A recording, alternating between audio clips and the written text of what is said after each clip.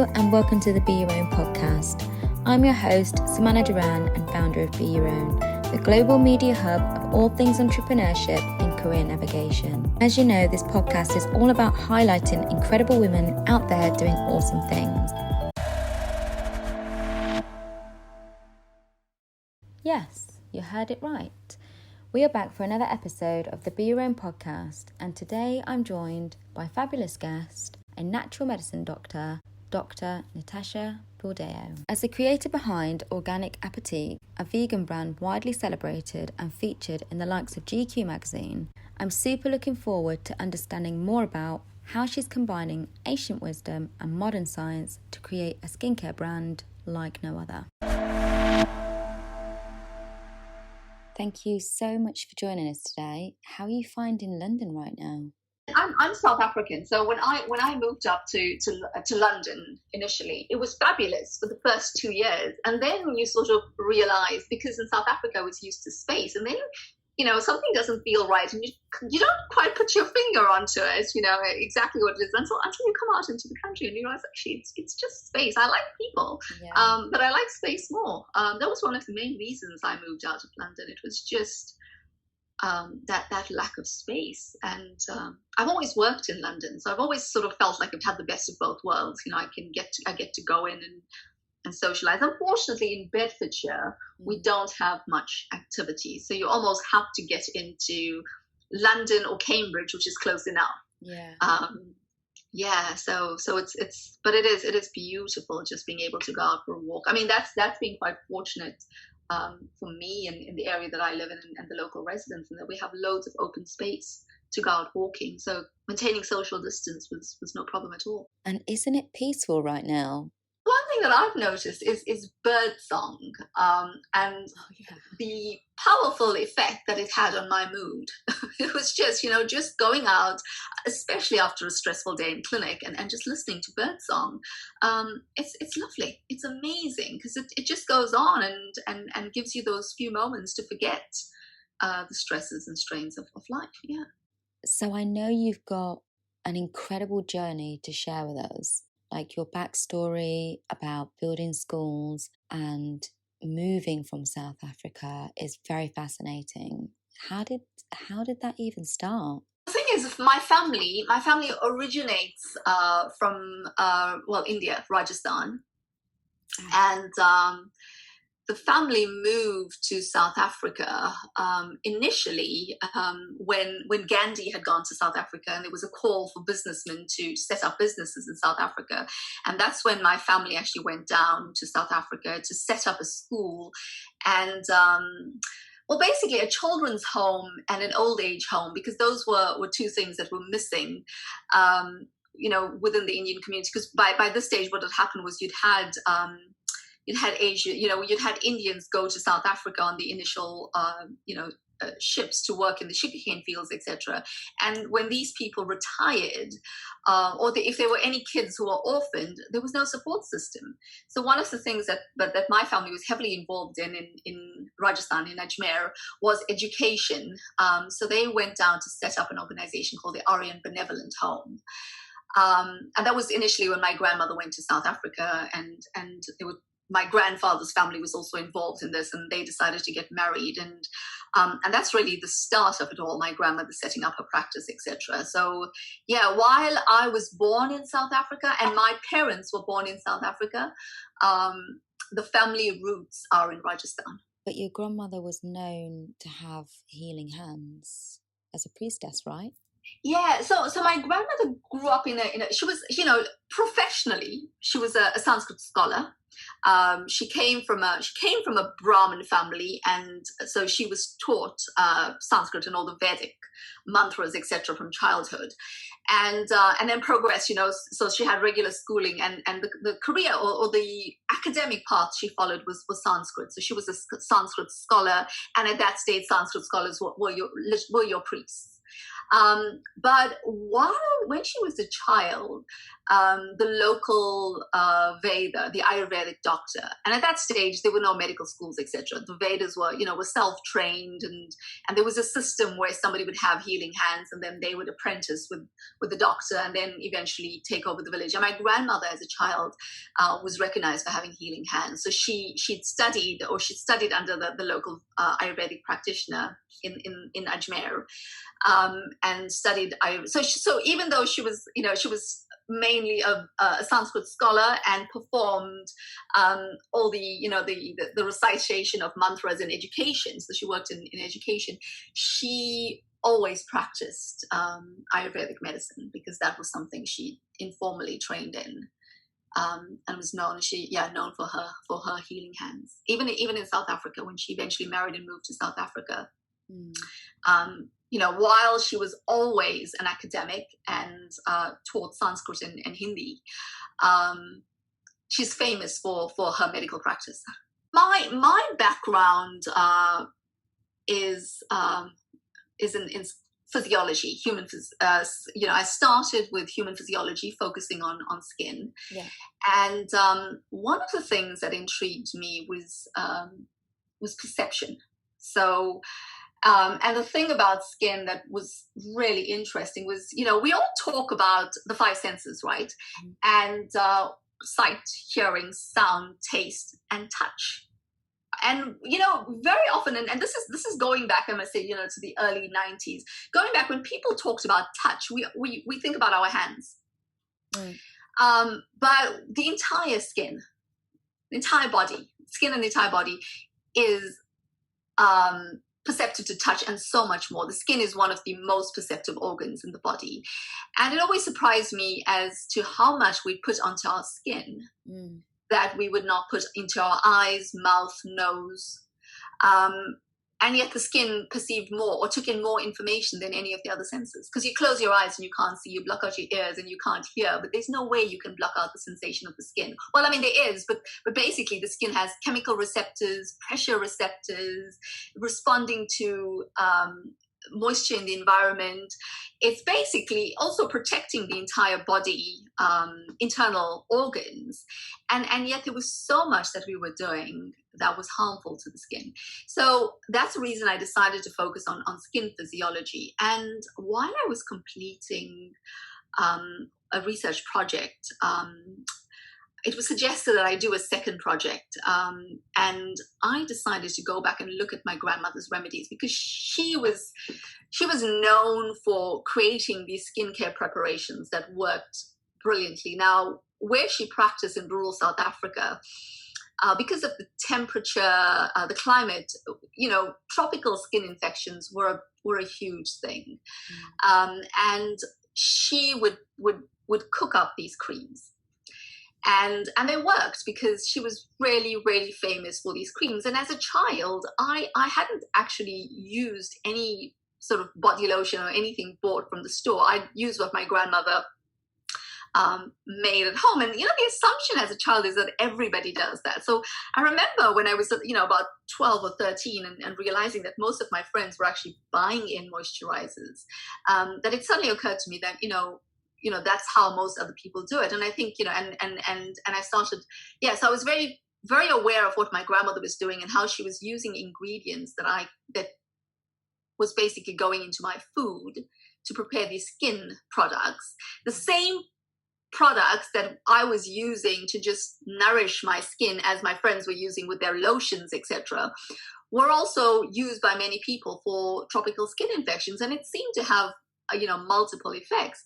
So when I was doing this research study, I decided to go back and look at my grandmother's formulations, because she was brilliant in that she kept notes. She kept her recipes. So she called them her recipes, and she would then document the effects on various patients. So she would have this particular combination or recipe worked for these conditions, and these were the effects, and all sorts of things. So she was really, really good at keeping very detailed notes. But the question that I always asked, and I think what surprised me, was I'm using this on my skin just to moisturize my skin. And they're using it to treat like a wound or a sore or some open skin. And how was it working? And that's what she could not explain to me. What was happening inside the skin? Why was it working? And so when I decided to do my research project, I decided to do in vitro studies and in vivo studies. So basically looked at skin cells within a petri dish, and then I looked at people with skin conditions and actually applied it to living skin.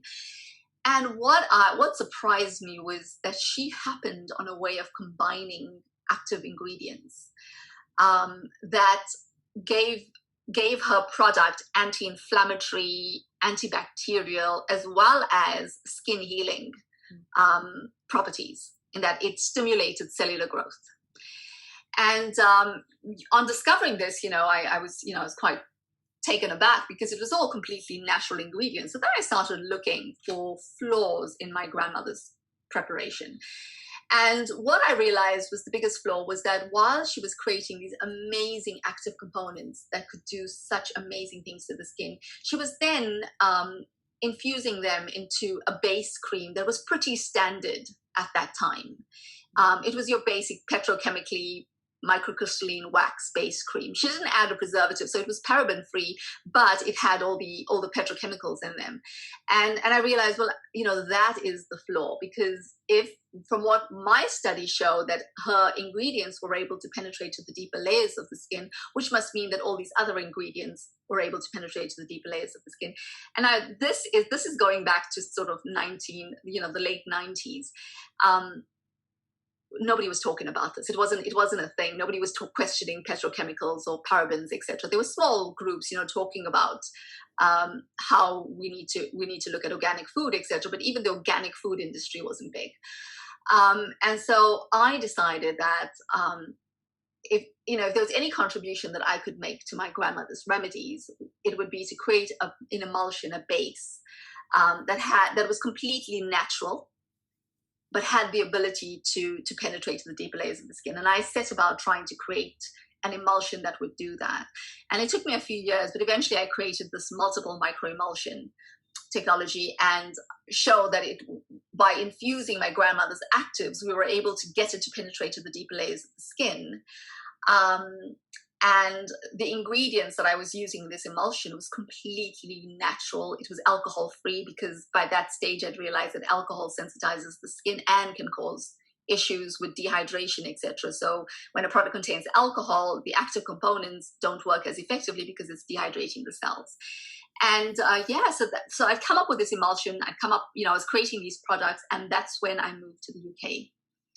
And in the UK, I was working in research and had a medical health practice, a little practice, and then started mixing up this product that I created for my, and I'd researched, and I didn't know where to go with it. So I'd started mixing it up for personal use, and then started prescribing it in my practice, and it became quite popular.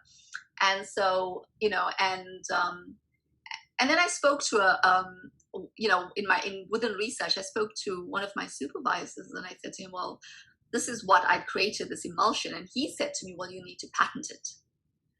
And really that's when the business started, when he said you needed to patent it, and put me in touch with some patent attorneys. And then I was told, well, it would be best if you do it under a company name. And that's really how Organic Apoteke started, initially to just register the patent for this emulsion. The name Organic Apoteke was because my grandmother lived in a village called Danhauser in northern KwaZulu-Natal. It was initially a predominantly German village, the village doctor, apart from my grandmother, was a German doctor who practiced homeopathy, and my grandmother was like the alternative doctor.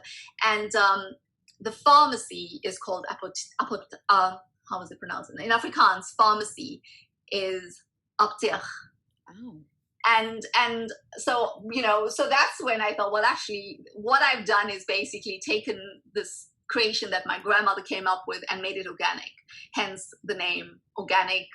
And because we wanted to patent the name, we played on the word apoteke, and it became Apoteke. What was the process like to get the license? Surely that wouldn't have been cheap. That was not cheap, Yeah. So initially it was completely self-funded, Yeah. between my husband and I.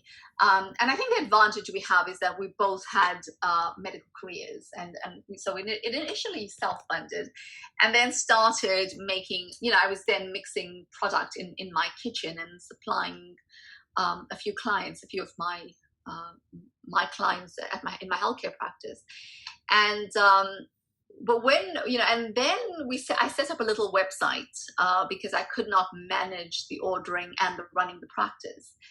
And once we set up that website, a year on, we got picked up by Whole Foods in the US, and they contacted us and they wanted to launch the brand in 300 of their stores. And we were literally a brand at that stage, where I was cooking up creams in my kitchen. I was filling bottles by hand. We were printing labels off our laser printer. And that's when we suddenly, we had to get in funding, because we had to set up a manufacturing plant, because at that stage, now this is going back 2006, 2007, there weren't contract manufacturers operating in the organic sector. Plus, because we were using a multiple micro emulsion, there was nobody that had the technology to create the product that we needed to create. They didn't have the equipment or the machinery, so we had to set up our own plant, and that's where we went after funding. So at that stage, 2007, I tried everything. I did presented to the likes of Peter Jones, and there was a mini Dragon's Den program. I'd won a scholarship, a business scholarship, Wow. and was doing a program at Cranfield University, and was given the opportunity to present to a few of the dragons, not on the show, but face to face at one of the events.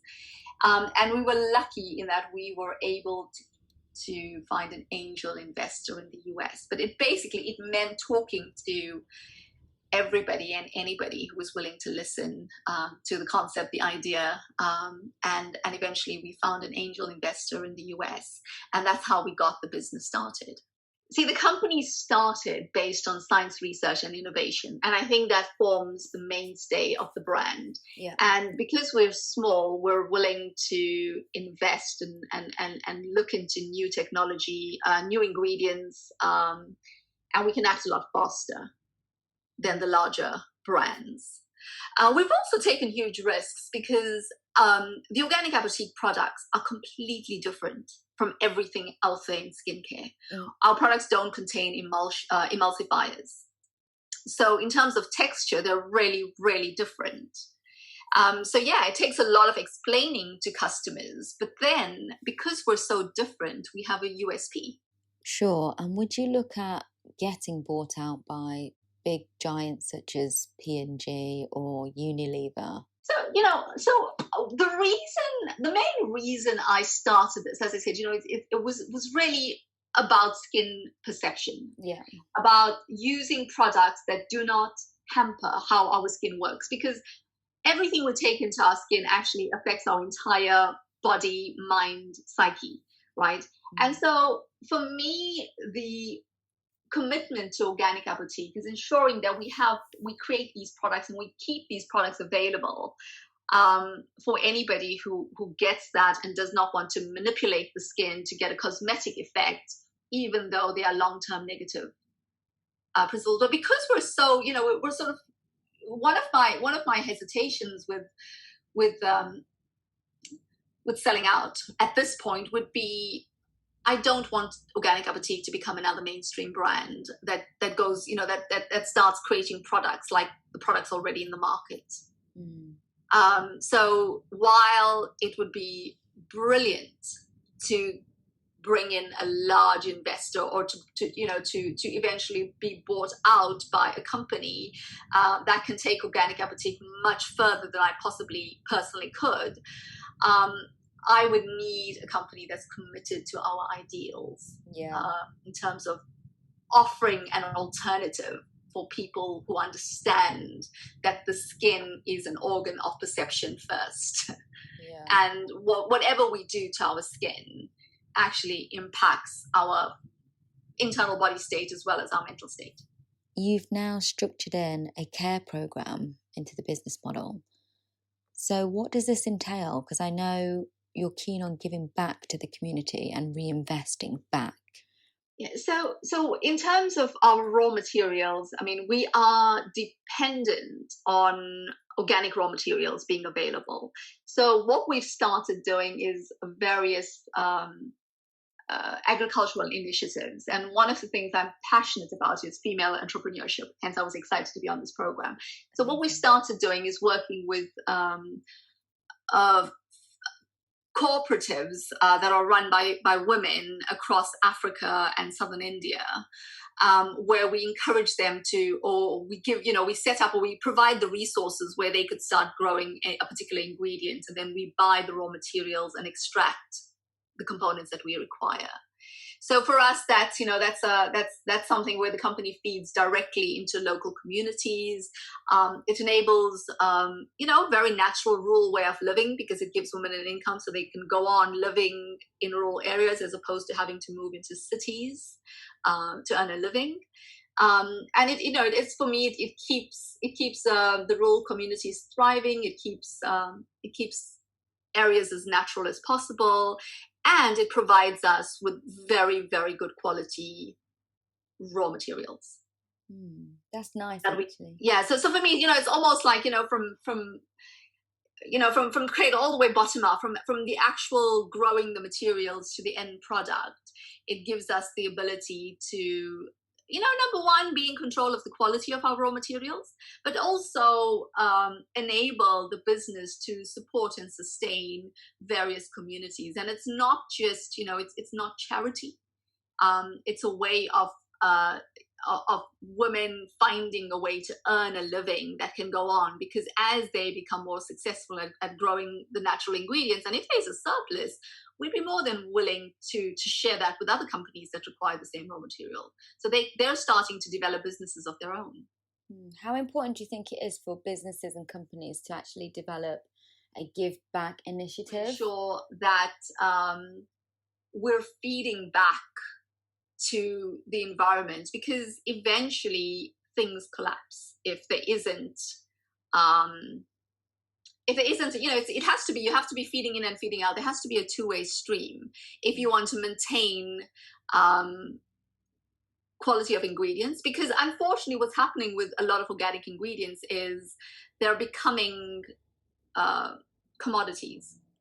Hence, quality is going down. So I think in terms of, where I come from, supporting smaller communities and ensuring that we have people focused on creating good quality ingredients enables me to give back, or enables Organic Apoteke to give back, but also ensures that we're getting good quality ingredients as opposed to super processed organic ingredients.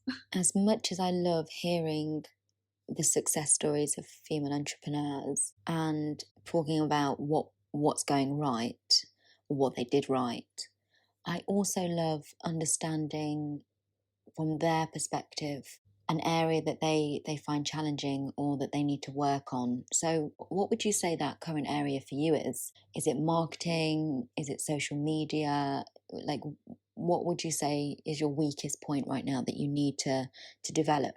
So, I have to admit, the one area that we have fallen short with as a company is marketing, especially online digital marketing. We've in the past, our strategy has been to work with distributors who had clients and salons and spas and organic boutiques that they serviced, and it was very much face to face and small networks, and that's how we grew the brand. That's how we grew in Denmark and a few of the other areas. And it's only since our relaunch in 2018 where we decided to focus on online, and we've not done it well. So this is an area that we're currently looking at in terms of developing our social media marketing strategy. We've been very poor at doing that. Coming from a research background, etc., and we've made mistakes in that we've worked with a few companies and it didn't quite work out. And it's on a regular basis we have people suggesting multi-level marketing because of the type of brand we are. And that's not something I can completely agree with as well, for exactly the same reasons that you attract people who may not necessarily be interested in the brand ethos. And for me, I think it's quite important for the brand to remain authentic. Absolutely. One of the other things that sort of forms the mainstay of the brand is what you talked about. This Ayurvedic yoga philosophy that's basically been a part of my life from childhood. And for me to feel authentic, everything that I do has to be in keeping with that lifestyle. And Organic Apoteke is just an extension of that, and an authenticity and doing the right thing is really, really important. So I'd rather grow slowly, find the right people, and grow a brand that can stay true to itself and can stand the test of scrutiny. If we are to look at authenticity and transparency and staying true to oneself, what is your current philosophy and how does that resonate with the brand that you're building? The thing that sort of the mainstay in my life or my philosophy is first do no harm. And I think anything that we do as humans, if we'd abide by that sort of philosophy, so do it, right, if it's not doing any harm, whatever it is. But so many brands, I mean, and unfortunately a lot of brand owners are not formulators. And I don't think a lot of brand owners understand when they launch their brands the negative impact of some of the ingredients in their products, which is really, really sad to see. I like the idea of personally engaging with customers or personally selling to customers. However, we were in the process of launching professional products. So we will be going into spas because this is part of our wellbeing program. We have various face and body treatments using the professional line of products. So there's two parts to the brand. There is the retail products, which can be sold online or via the spas, and then the professional treatments, which are sort of more in-depth, based on a combination of Ayurveda and Western herbal medicine. Wow. So what we want to do is encourage that entire well-being lifestyle. All of our treatments come in with diet plans and recommendations, etc., based on the client's needs. So we're spending a lot of time educating our therapists with regards to, and providing them with tools so that they could advise clients appropriately. So the aim is, it's skincare, but then it's this entire well-being and lifestyle program that's very easy to implement because it just gives you a list of food that you should and should not be eating based on your body type, based on Ayurvedic constitutional types. And then simple exercises based on yoga as well that is good for your particular body type. So what we're trying to do is, it was the best way for us to share the brand ethos and the message, to go down the spa and professional route, because we are a complicated product. We're so different, so it's difficult, in terms of, we were in Whole Foods previously, and training retail staff was a challenge because of the turnover, the frequent turnover. Whereas in Scandinavia, in Denmark, we've always been a sort of professional brand. We've always been only in spas, medical spas, as well as high-end luxury spas. And it's easier to train beauty professionals on the use on Organic Apoteke and why we're so different. Plus, they understand the tingling sensation, the flushing of the skin, understand the microcirculation. So it's easier to train them to then talk to their clients about the product. Plus, it gives them a differential. So for us, the spa is for two reasons. And so from a business point of view, it's an easier sell to professionals because we're so different. It gives them something unique. Hence, it's easier to sell into a new spa. But also for professionals to speak to their clients because we're so different. They have a lot to talk about, as opposed to trying to sell a product that's very similar to somebody else. This is something else on the market. So what we realize is we do need to educate the consumer. And the best way to do that was via our own website or via trained professionals. Haven't you also got another sister brand that kind of coincides with what you're already doing to kind of complement it? So from skin physiology, I moved on to neurophysiology in 2010. And I was fortunate enough to start working on a research project where I compared yoga to other neurofeedback techniques. And based on that, developed a program, a 3-month yoga program called the Performance Program. And it's basically physical and mental well-being based on an hour of yoga a day for 3 months. So it is quite a lot of yoga. It's daily classes for 3 months, but over this lockdown period, I decided to take that online, and it's been quite popular. So this is my second project that I'm sort of working on this year is actually developing that into a sustainable business strategy. So that's my new project. Just before we wrap this up, what would you say has been the biggest lesson for you in business so far? The best lesson I've learned is to stay true to your vision. Because I have made mistakes in the past where I've taken advice and questioned my own vision. This idea that I was not creating a beauty brand, I was creating a well-being brand. And because it came out of my health practice, in my plan on launching the brand, it was very clear there was going to be a well-being brand. And I think, within the first sort of few years of launching the business and going into certain retail outlets within the US, I changed the strategy to focus more on the beauty arena. And for me, that was a huge mistake because it felt as if we'd lost the brand ethos. And that's the reason we pulled out of retail, rebranded, so we can go back to being true to what Organic Apoteke was intended to be.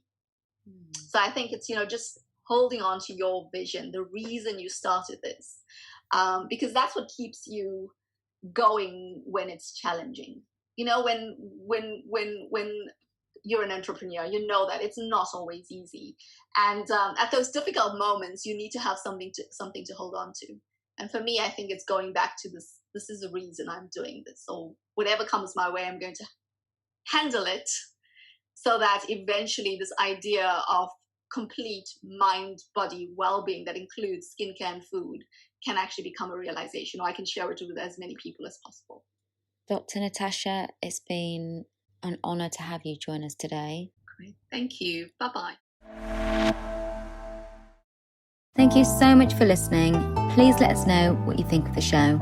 Don't forget you can find us on both Instagram and Twitter at BEYOUROWN UK. Our email address is beyourown@beyourown.org, so make use of it and drop us an email with anything that you want to know. If you fancy reading pretty much all of the career navigation stuff we talk about here on the podcast, then head over to beyourown.org for exclusive content, interviews, tools and resources. And lastly, if you love the show, subscribe to us wherever you get your podcast, either on Stitcher, iTunes or Spotify. And that's it from me. See you next time.